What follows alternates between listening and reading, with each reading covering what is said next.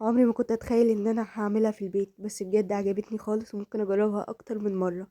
شفشف الخلاط، وهضيف هنا عندي كوبايتين مية، وكمان هضيف معلقتين سميد ومعلقة نشا ومعلقة سكر، بس شكلي نسيت ما اضيفها.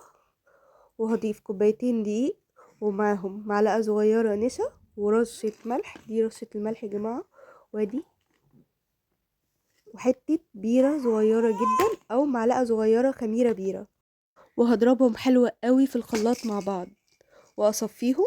ومهم جدا ان احنا نصفيهم عشان لو في اي تكتلات ما تروحش معايا في الخليط. هسيبها ترتاح بالظبط 10 دقايق. بصراحة انا حسيتها ان هي تخينة، فهزودها شوية مية، زودتها حوالي نص كوباية مية كمان، يعني لان كل دقيق بيختلف عن التاني. وادي يا جماعة شكلها اهو، حشيت شوية بالشوكولاتة وحشيت شوية بالمكسرات.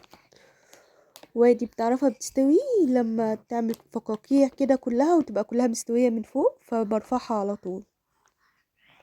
بجد التجربة حلوة قوي وانا انبسطت بيها جدا، ان شاء الله مش هتكون اخر مرة. وعملت شوية على كده بقى ناكلهم من غير قلية ولا اي حاجة. يعني يا جماعة بوريكم بالمكسرات واللي بالشوكولاتة، واكيد باينين طبعا. بحمر بالمكسرات الاول وفي الاخر هحمر بالشوكولاتة.